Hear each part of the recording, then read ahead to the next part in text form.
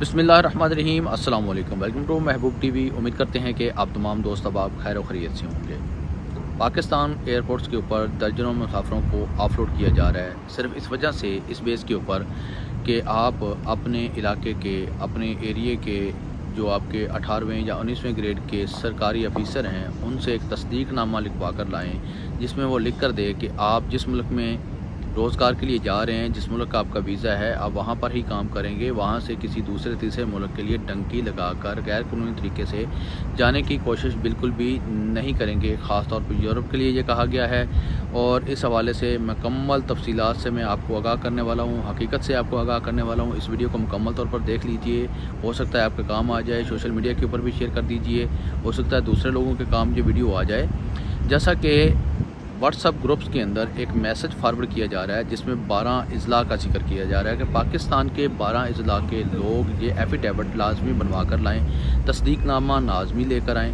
लेकिन ये किसी मखसूस अजला के लिए बिल्कुल भी नहीं है। ये जो कायदा अब शुरू किया गया है, ये जो कानून अब शुरू किया गया है, ये पूरे पाकिस्तान के लिए यकसा है।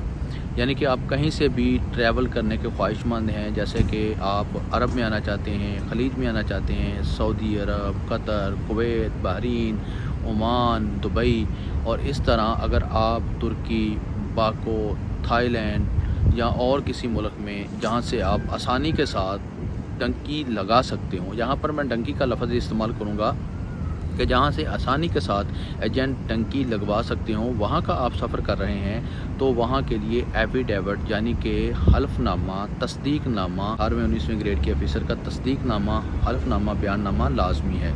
अब ये एफिडेविट है क्या, इसके मतलब मैं आपको बताता हूँ और मुकम्मल तफसील से बताने वाला हूँ। वीडियो को लाइक कर दीजिए, चैनल को सब्सक्राइब लाजमी कीजिए। एफिडेविट क्या है? एक सादा बयानी हल्फी है जिसमें लिखा हो, मैं कसम खाती हूँ कि मैं सिर्फ़ अपने वीज़े वाले मुल्क में काम करूँगी, वहाँ से यूरोप या किसी तीसरे मुल्क गैर कानूनी जाने की कोशिश नहीं करूँगी। ये बयान ग्रेड 18 या 19 के सरकारी अफीसर जैसे assistant commissioner, deputy director, section officer, education officer वगैरह से साइन प्लस स्टाम्प प्लस तस्दीक करवा कर ले जाना लाजमी है। अब जहाँ पर मैं एक और बात बताऊँ कि बहुत से लोग कह रहे हैं कि आप अपने इलाके के नंबरदार, MPA, MNA, चेयरमैन, नायब चेयरमैन वगैरह से ये तस्दीक करवा सकते हैं। तो यहाँ पर सिर्फ 18वें और 19वें ग्रेड के अफीसर का जिक्र किया गया है, वो भी सरकारी। अब सरकारी जो अफीसर हैं 18वें 19वें ग्रेड के, जो मैंने पीछे जिक्र किया है, जैसे कि assistant commissioner, deputy director, section officer, education officer.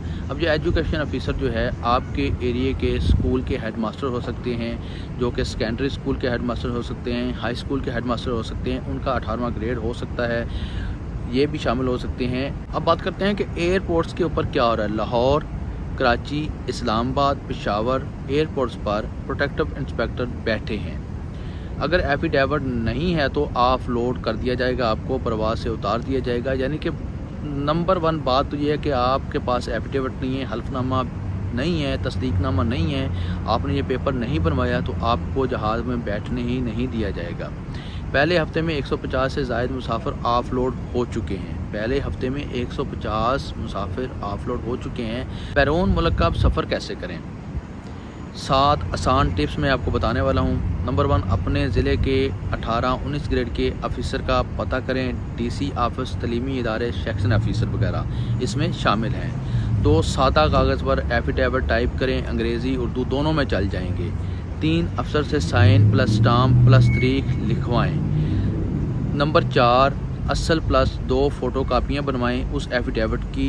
Number 5, airport जाते वक्त पासपोर्ट, वीज़ा, टिकट, एफिडेविट साथ रखें। नंबर 6, काउंटर पर तस्दीक करवाएं कि आपके पास एफिडेविट है और वो असली है, नकली नहीं है, जाली नहीं है। नंबर 7, इमिग्रेशन क्लियर करके सवार हो जाएं जहाज़ में और पाकिस्तान को खुदा हाफिज़ अल्लाह हाफिज़ कह दें। अहम बातें यहाँ पर मैं आपको बताता हूँ कि OEC ओवरसीज़ एम्प्लॉयमेंट कॉरपोरेशन से जाने वालों को फौरी क्लियरेंस मिल जाती है।